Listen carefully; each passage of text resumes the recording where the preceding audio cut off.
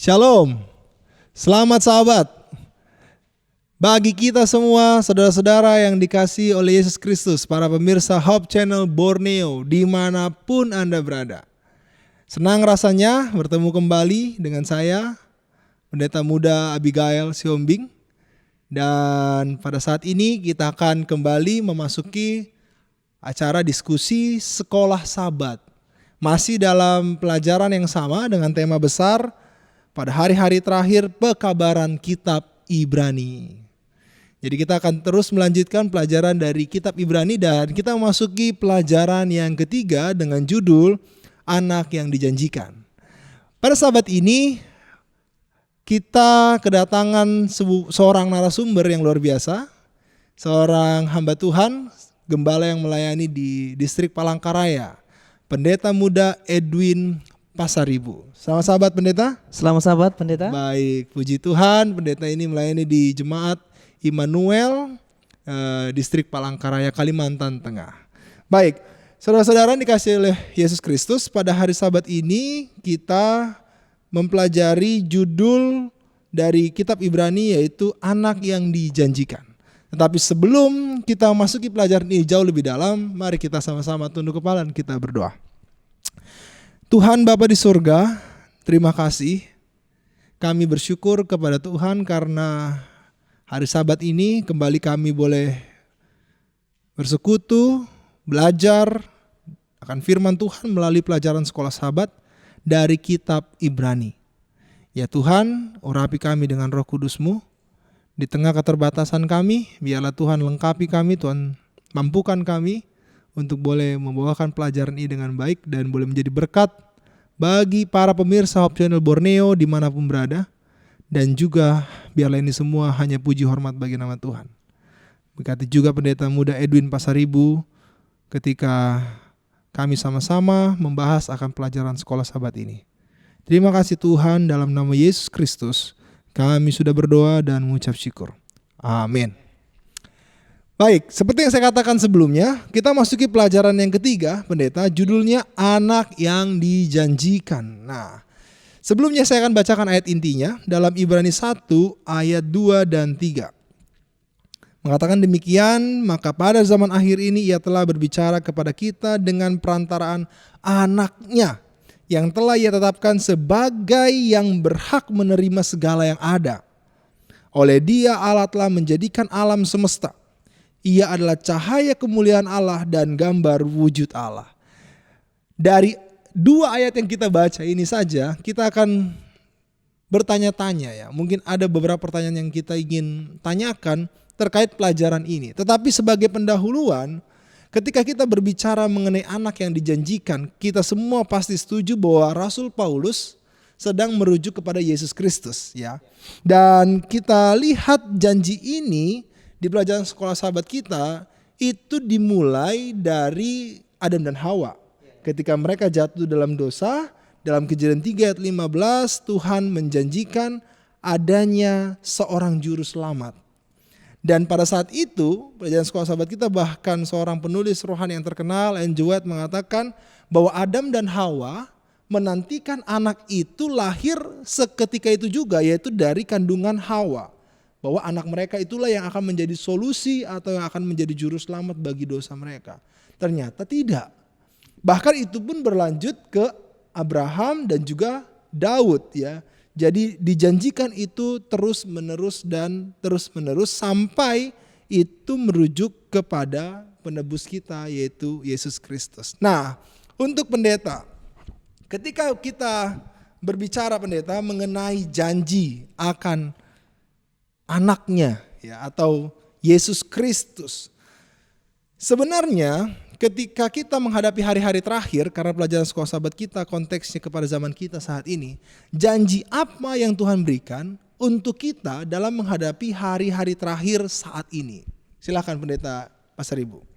Baik, terima kasih Pendeta Sihombing. Ya. Selamat Sabat bagi kita semua umat-umat Tuhan dimanapun berada.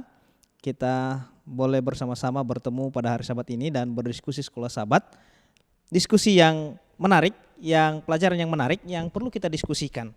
Tadi janji apa yang Tuhan maksudkan yang akan disampaikan kepada manusia yang berdosa ini. Karena tadi Pendeta Sihombing sudah bilang bahwa dari Adam berdosa dan Hawa berdosa, mereka menginginkan suatu anak perjanjian itu. Janji apa? Apa sebenarnya yang terkandung di sana? Janji apa? Nah, di dalam Kejadian 3 ayat 15, setelah mereka jatuh ke dalam dosa, bahwa mereka mengharapkan bahwa ada satu penebusan kepada mereka. Dan inilah yang dijanjikan oleh Tuhan kepada Adam dan Hawa. Dan diteruskan lagi kepada Abraham sampai kepada siapa? Sampai kepada Daud. Nah, janji ini menjadi suatu janji yang dinanti-nantikan oleh siapa? Oleh semua umat yang telah jatuh ke dalam dosa. Di mana akibat daripada dosa itu adalah bahwa manusia akan apa? Manusia kehilangan kemuliaan Tuhan di dalam diri mereka. Itulah yang hilang dalam diri mereka. Dan Adam dan Hawa ingin kembali kepada apa? Kemuliaan itu. Dan inilah yang dinanti-nantikan oleh mereka untuk apa? Untuk bisa didapatkan lagi kemuliaan Allah itu dalam diri mereka. Dan kita juga pada saat ini, di akhir zaman ini, kita menanti-nantikan itu. Agar kita dapat dipulihkan kembali dari keadaan kita yang sudah dikutuk ini. Manusia jatuh ke dalam dosa dan akibatnya adalah kutuk kepada manusia. Dan inilah yang menjadi problema kita sebagai manusia. Sehingga janji yang Tuhan janjikan kepada Adam dan Hawa itu sangat ditunggu-tunggu dan bahkan kita saat ini. Jadi pelajaran sekolah sahabat kita ini, pelajaran yang ketiga ini secara khusus anak yang dijanjikan. Siapa ini? Kita tahu tadi Pendeta Siombing sudah sebutkan bahwa Yesus. Ya, Yesus tugasnya datang ke dunia ini untuk apa? Membawa satu jaminan keselamatan kepada siapa? Kita manusia. Oke, baik. Terima kasih Pendeta. Jadi Iya. kalau kita lihat pelajaran sekolah sahabat ini ketika kita berbicara mengenai anak yang dijanjikan, maka kita melihat seperti yang pendeta bilang bahwa yang dijanjikan itu adalah pemulihan. Ya. Betul ya? Ya, betul. Pemulihan, adanya pengharapan akan kembalinya kemuliaan yang awalnya manusia terima dan sekarang kita semua jatuh dalam dosa. Ya, jadi kalau kita melihat latar belakang kembali kitab Ibrani, pendeta, bahwa di zaman itu orang Kristen mengalami penganiayaan. Dan mereka merindukan kelepasan, Ya. betul ya? Ya, betul. Mereka merindukan adanya kebebasan dan juga mereka boleh mendapatkan upah daripada daripada iman mereka. Iya, Betul ya. betul. Jadi inilah mungkin salah satu yang bisa kita aplikasikan kepada kita saat ini juga, bahwa janji keselamatan ini atau janji akan hadirnya Yesus Kristus itu melingkupi semua permasalahan yang ada di dunia ini yang disebabkan oleh dosa. Ya. Ya, betul ya pendeta. Betul. Ya, jadi itulah mungkin yang bisa kita lihat dari pelajaran sekolah sahabat kita, karena disinggung dalam pelajaran sekolah sahabat kita dalam Ibrani 1 ayat 2 dan 3 bahwa janji ini ya, atau dikatakan hadirnya anaknya ini ya, sebagai mereka yang berhak untuk ya menerima akan keselamatan itu sendiri. Baik. Nah, kita lanjut pelajaran kita, pendeta. Kalau kita lihat permasalahan yang ada di dunia ini, sepertinya solusinya hanya melalui Yesus Kristus. Ya. Betul pendeta ya? Betul. Solusinya hanya hadirnya anak yang tunggal ini yang dalam kitab Ibrani disebutkan. Kira-kira pendeta, apa ya yang dimaksud ketika ayat dalam Ibrani pasal yang pertama ini berkata bahwa Allah berbicara melalui anaknya? Karena dalam pelajaran sekolah sahabat kita dikatakan bahwa Allah berbicara melalui anaknya. Ya. Silakan pendeta. Oke, baik, terima kasih. Sekarang boleh kita buka Alkitab kita, umat-umat Tuhan dimanapun berada. Mari kita buka Alkitab kita dalam Ibrani 1 ayat 1 sampai ayat 4. Mungkin pendeta Abigail juga boleh buka Alkitab kita, sama-sama kita buka Ibrani 1 ayat 1 sampai ayat yang keempat.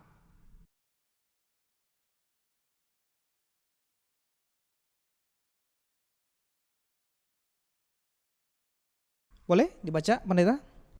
Setelah pada zaman dahulu Allah berulang kali dan dalam berbagai cara bicara melalui kepada nenek moyang kita dengan perantaraan nabi-nabi. Maka pada zaman akhir ini ia telah berbicara kepada kita dengan perantaraan anaknya yang telah ia tetapkan sebagai yang berhak menerima segala yang ada. Oleh dia Allah telah menjadikan alam semesta. Ia adalah cahaya kemuliaan Allah dan gambar wujud Allah dan menopang segala yang ada dengan firman-Nya yang penuh kekuasaan. Dan setelah ia selesai mengadakan penyucian dosa, ia duduk di sebelah kanan yang maha besar di tempat yang tinggi, jauh lebih tinggi daripada malaikat-malaikat, sama seperti nama yang telah dikaruniakan kepadanya, jauh lebih indah daripada nama mereka. Oke, baik, terima kasih. Tadi pertanyaannya adalah bahwa apa maksudnya anak yang berbicara? Yang mana ini? Iya, kan itu. Nah, kalau kita lihat di ayat yang kedua, maka pada zaman akhir ini ia telah berbicara kepada kita dengan perantaraan anaknya. Ya. Siapa dia? Nah, tadi kita sudah sepakat bahwa anak yang dimaksudkan oleh Yesus atau oleh Tuhan itu dalam perjanjian kepada Adam dan Hawa itu adalah Yesus itu sendiri. Ya. Nah, apa yang dibicarakan? Yang dibicarakan adalah tentang keselamatan. Ya. Dan itu sudah dituliskan dari sejak dahulu melalui apa? Firman Allah yang disampaikan kepada para nabi-nabi, para hamba-hamba Tuhan yang kita bisa baca. Dan bahkan manusia baca setelah berdosa bahwa ada rencana keselamatan bagi manusia. Akan tetapi hal yang menarik dari pelajaran sekolah sahabat kita, pelajaran yang ketiga ini adalah bahwa Tuhan sangat mengasihi kita. Dia menuliskan tulisan kasihnya itu kepada kita melalui firman ini mulai dari zaman Adam sampai kepada Yesus. Tetapi dia lebih lagi memberikan kasihnya kepada kita. Apa itu? Yesus yang adalah firman itu langsung hadir di tengah-tengah manusia berdosa. Iya. Jadi sama seperti kita ketika kita mungkin berpacaran, kan kita senang untuk menulis surat. Iya. Dengan kepasangan kita atau Iya. ke pacar kita. Hati kita berbunga-bunga. Akan tetapi lebih senang lagi kalau kita jumpa. Betul. Nah, Yesus dengan kasihnya kepada manusia berdosa, dia langsung datang ke dunia ini yang adalah firman, Yohanes 1 ayat 1. Ya. Yang adalah firman menjelma menjadi manusia, datang ke dunia ini. Untuk apa? Menyampaikan kasihnya kepada siapa? Kita manusia berdosa. Ya. Jadi suatu hal yang luar biasa sebenarnya, besarnya kasih Tuhan. Dan kitab Ibrani memberitahukan itu kepada kita, bahwa Tuhan begitu mengasihi orang berdosa sekalipun dia sudah jauh dari Tuhan. Dia mau datang rela dari sorga untuk apa? Untuk kita manusia. Ya. Jadi wah, kasih Tuhan luar biasa sekali pendeta ya. Saya yakin para pemirsa channel Borneo sepakat dengan kita bahwa kasih Yesus dan kasih Allah Bapa dengan hadirnya Yesus Kristus di tengah dunia ini adalah sebuah pertunjukan kasih yang luar biasa. Ya. Dan sebagaimana yang kita pelajari di pelajaran minggu lalu bahwa Yesus itu hadir sebagai perantara. Ya. Jadi Yesus adalah wujud Allah itu sendiri yang datang ke dunia ya. Jadi Yesus adalah ya perwakilan dari Allah Bapa. Ya. Yang adalah Allah itu sendiri juga yang hadir di tengah-tengah dunia yang berdosa ini. Jadi ketika kita jatuh dalam dosa, kita sudah terpisah dengan Allah dan Yesus datang untuk menjadi perantara kita. Datang dengan menjadi manusia untuk mati di kayu salib. Wah, inilah yang dimaksud dengan dalam ayat Ibrani 1 ayat 1 sampai tadi ya, bahwa Allah telah berbicara kepada kita oleh anaknya. Ketika kata yang berbicara bukan hanya dia ngomong gitu ya. Iya. Tetapi ada wujud nyatanya. Iya. Jadi itu hebatnya.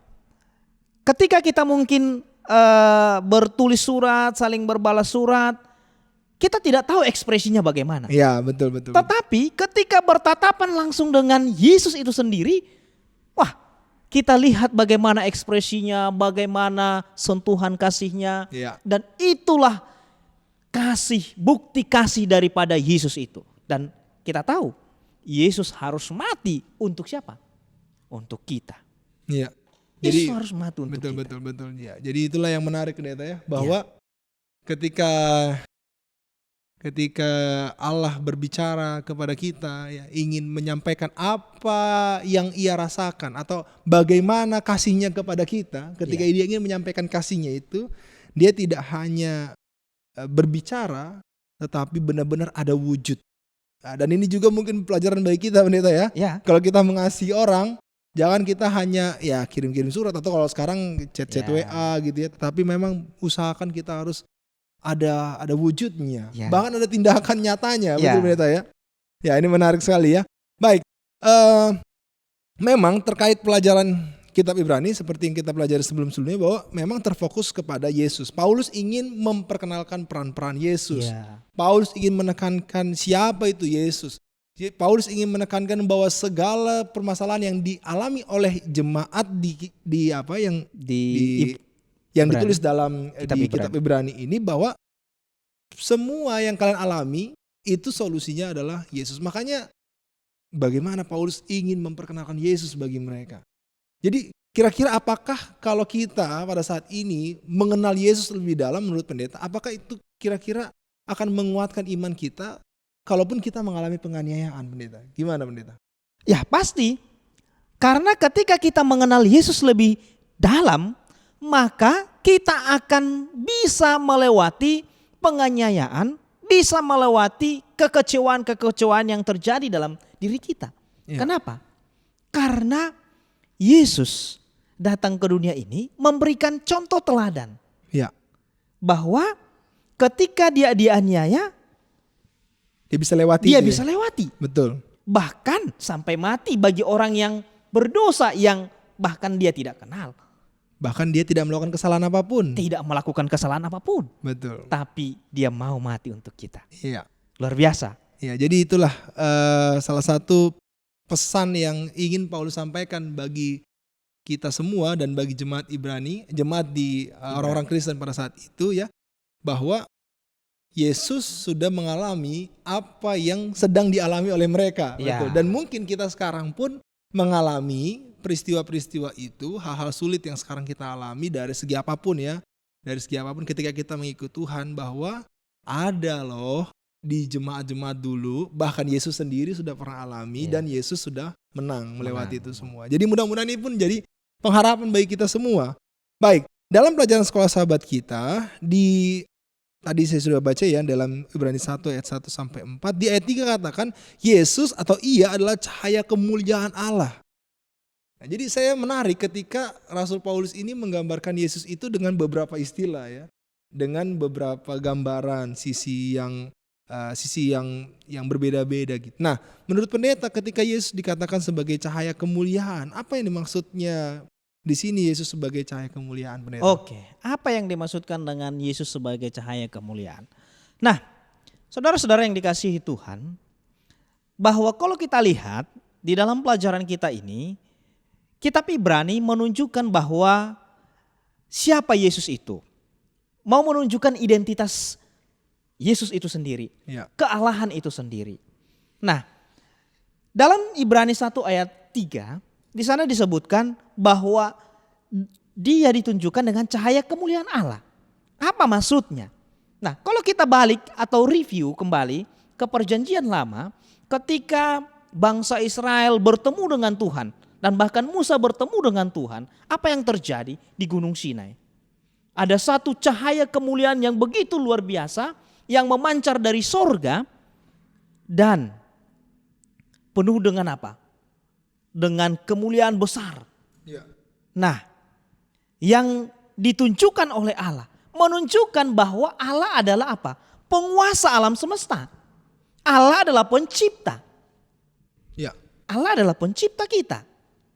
Dan cahaya kemuliaan ini yang dimaksudkan oleh Tuhan kitab Ibrani kepada kita, kalau kita baca di dalam kitab Keluaran 24 ayat 16 sampai ayat yang ke-17 dan juga Mazmur 4 ayat 7, Mazmur 36 ayat 10 bahwa kemuliaan Tuhan ini menceritakan bagaimana besarnya Ia. Bagaimana Dia sebagai pencipta, bagaimana Dia sebagai penguasa alam semesta, dan bahkan bagaimana Dia mengasihi ciptaannya yang telah jatuh ke dalam dosa. Ya. Dan Ia mau mati untuk siapa? Untuk saudara dan saya. Ya. Jadi inilah suatu perkenalan yang disampaikan oleh atau yang ditulis oleh Rasul Paulus kepada jemaat pada saat itu untuk bisa menguatkan mereka melewati pergumulan-pergumulan yang mereka sedang hadapi. Bahwa Tuhan yang kita sembah itu adalah Tuhan yang hebat. Ya. Pencipta alam semesta, penguasa alam semesta. Terima kasih pendeta. Jadi ketika kita mengacu kepada kemuliaan Allah, saya melihat bahwa di Perjanjian Lama seperti yang pendeta singgung itu mengacu kepada kehadiran Allah. Ya. Jadi ketika Yesus dikatakan sebagai cahaya kemuliaan Allah, yang kita tahu juga cahaya itu ya yang menerangi kegelapan dunia ini ya dengan hadirnya Yesus. Jadi ketika kita berbicara mengenai kemuliaan Allah, seperti yang kita tadi sampaikan bahwa itu juga mengacu kepada akan hadirnya Yesus di tengah-tengah dunia ini. Ya. Jadi bagaimana ya kalau kita kenal istilah mungkin belusukan gitu ya. Kalau misalnya ada orang-orang yang sebenarnya kalau dari segi dari segi dia punya wibawa atau dia punya penampilan yang mewah-mewah, tapi dia mau masuk ke gorong-gorong atau kita masuk ke tempat-tempat kotor seperti itu. Yesus lebih daripada itu semua ya. Ya dengan kehadiran Yesus, walaupun di tengah dunia yang berdosa ini, maka gambaran inilah yang bisa kita lihat bahwa kemuliaan Allah itu mengacu kepada kehadiran Yesus di tengah-tengah dunia ini. Baik, nah inilah yang menurut saya agak atau lebih menarik untuk kita bahas dalam ayat yang kelima, pendeta. Nah, dalam Ibrani yang 1 ayat yang kelima dikatakan, karena kepada siapakah di antara malaikat-malaikat itu pernah ia katakan, anakku engkau telah kuperanakan pada hari ini. Nah ini yang menarik, pendeta. Kira-kira apa yang dimaksud Yesus diperanakan? Nah, kalau kita tidak hati-hati untuk membaca ayat ini, seperti kita akan keliru, pendeta ya. Makanya saya ingin kita coba membuat ini lebih jelas, clear ya. Apa yang dimaksud Yesus diperanakan ya? Apakah ini artinya bahwa Yesus itu diciptakan atau muncul dari Bapa gitu? Silakan, pendeta. Baik, terima kasih. Apa yang dimaksudkan diperanakan? Apakah Yesus punya ibu? Apakah Allah Bapa menikah? Ya. Tentu tidak. Tetapi apa yang dimaksudkan diperanakan? Karena kalau Yesus diperanakan berarti ada pernikahan antara kealahan. Pasti ada ibunya. Nah, apakah seperti itu? Tidak. Apa yang dimaksudkan diperanakan? Di dalam Ibrani pasal 1 ayat yang kelima ini, diperanakan maksudnya adalah bahwa Allah sebagai penguasa yang dijanjikan itu diberikan apa? Diberikan kuasa kepadanya. Nah, tadi dalam pelajaran kita pada pelajaran hari Selasa itu, Allah sebagai cahaya kemuliaan Allah, Yesus sebagai cahaya kemuliaan Allah, bahwa Yesus membawa gambaran daripada Bapa itu sendiri. Ya. Kasih Bapa itu kepada siapa? Kepada dunia ini. Dan anak, dia digambarkan sebagai anak adalah suatu istilah atau konsep adopsi ilahi di mana penguasa atau kuasa itu diberikan kepada siapa? Yesus sepenuhnya untuk apa? Untuk menebus manusia. Ya. Untuk menebus manusia. Dan kalau kita lihat konsep adopsi ini sudah biasa di dalam Yunani Romawi, karena Yesus juga disebutkan bahwa dia adalah anak Daud. Ya. Apakah betul Yesus adalah anak Daud? Tentu tidak. Karena kalau kita baca, dia bukan anak Daud. Ya. Tetapi Alkitab menyebutkan atau firman Tuhan menyebutkan dia disebutkan anak Daud. Yesus adalah anak Daud. Jadi apakah dia anak Daud? Tidak. Nah, yang dimaksudkan di sini adalah diperanakan itu adalah Tuhan Allah Bapa memberikan mandat kuasa kepadanya. Sepenuhnya untuk apa? Untuk menebus manusia dari dosa. Iya. Jadi dan ini adalah rahasia kealahan itu sendiri. Ya. Kita tidak bisa lebih jauh memungkirinya. Tetapi yang pasti adalah bahwa Allah memberikan kuasa penuh kepada Yesus sebagai penebus kita. Makasih. Baik, terima kasih. Jadi kita bisa melihat bahwa sekali lagi kalau kita tidak hati-hati mempelajari ini maka kita akan salah kaprah. Ya, salah kaprah ya, salah paham, salah mengerti. Karena kalau kita pelajari apa yang Rasul Paulus sampaikan bahwa ketika Yesus dikatakan diperanakan di kalimat-kalimat sebelumnya Rasul Paulus mengatakan bahwa Yesus itu sendiri adalah yang membuat alam semesta. Ya, atau melalui dialah alam semesta yang dijadikan. Artinya bahwa Yesus adalah Allah itu sendiri. Gak mungkin ya Yesus bukan Allah tapi dia mencipta. Betul pendeta ya? Ya betul. Jadi ini bisa kita lihat bagaimana sebenarnya Yesus itu dan Allah adalah satu. Ya. Dan ketika Yesus diangkat, ya, diangkat ini menyangkut sebuah tugas. Ya. Menyangkut sebuah tugas bahwa Yesus datang untuk menyelamatkan manusia. Dia harus, ya seperti kita bilang, hadir di tengah-tengah manusia. Dia menjadi manusia itu sendiri, bahkan mengalami penganiayaan dan mati di kayu salib. Ya. Baik, pendeta, Pak Sadibu, ya untuk closing statement, ya sebelum kita menutup pelajaran sekolah sahabat kita. Kira-kira menurut pendeta apa yang menjadi kesimpulan dari pelajaran yang ketiga ini ketika berbicara mengenai anak yang dijanjikan itu, pendeta? Silakan. Oke, baik, terima kasih pendeta Sihombing. Jadi pelajaran sekolah sahabat kita ini memberikan informasi kepada kita bahwa Tuhan begitu mengasihi kita. Dia mencari solusi kepada dosa manusia itu sendiri. Ya. Di mana dia harus memberikan anaknya yang tunggal, yaitu Yesus. Yang tadi bukan hasil daripada hubungan biologis, tidak. Ya. Tapi adalah di Allah Bapa memberikan kuasa penuh untuk menebus kita. Dan yang saya mau sampaikan kepada kita pada hari Sabat ini adalah bahwa Tuhan itu begitu mengasihi kita. Ia memperkenalkan dirinya bukan hanya lewat firman yang disampaikan kepada para nabi, tetapi ia hadir memberikan teladan, contoh, dan bahkan sampai mati di Golgota untuk kita. Ya. Dan ia juga menyampaikan rahasia besar tentang kealahan, bahwa Allah Bapa dengan Yesus adalah satu. Itu sebabnya kalau kita buka di dalam Yohanes 10 ayat 30, aku dan Bapa adalah satu. Jadi aku dan Bapa adalah satu. Bukan hasil daripada Bapa itu yang keluar dari Yesus keluar dari Bapa, tidak. Bukan itu. Tapi mereka adalah satu kesatuan, dan inilah rahasia keilahian itu. Iya, betul. Jadi memang luar biasa bahwa pelajaran kita ini memberikan informasi bahwa siapa Tuhan. Tuhan adalah pencipta, penguasa, dan bahkan penebus manusia yang menguatkan kita dalam pergumulan kita. Amin. Terima kasih pendeta. Jadi memang mudah-mudahan ketika kita lebih mengenal Yesus, ya, kita dapat melewati semua pergumulan-pergumulan yang ada di hadapan kita dengan baik, dengan penuh sukacita, ya.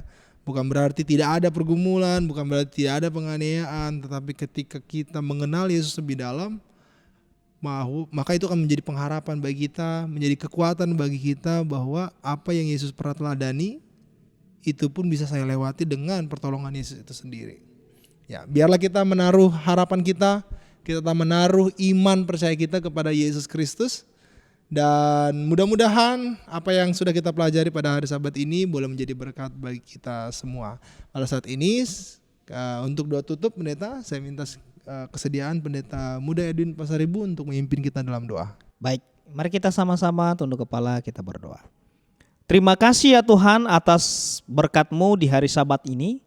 Kami boleh belajar akan firman Tuhan lewat kitab Ibrani, di mana Tuhan mengungkapkan semua rahasia-rahasia Tuhan, bagaimana Tuhan mengasihi kami. Kami sudah jatuh ke dalam dosa, kami sudah jauh daripada Tuhan, tetapi Engkau datang menjanjikan seorang anak untuk menjadi penebus kami, yaitu Yesus Kristus. Dan bahkan memperkenalkan akan bagaimana kuasa daripada Tuhan itu sendiri kepada kami. Sehingga kami tidak gentar untuk tetap percaya kepada Tuhan. Dan bahkan ketika kami menghadapi masalah, ketika kami menghadapi pergumulan, ketika kami mengikut Tuhan, kami akan tetap setia. Karena Tuhan yang kami sembah adalah Tuhan yang ajaib, Tuhan yang penuh kuasa dan dapat menguatkan kami. Berkati kami semua Tuhan, umat-umat-Mu yang belajar pada hari Sabat ini, biarlah iman kami tetap bertumbuh sehingga kami boleh dipersiapkan untuk menantikan Tuhan datang kedua kali.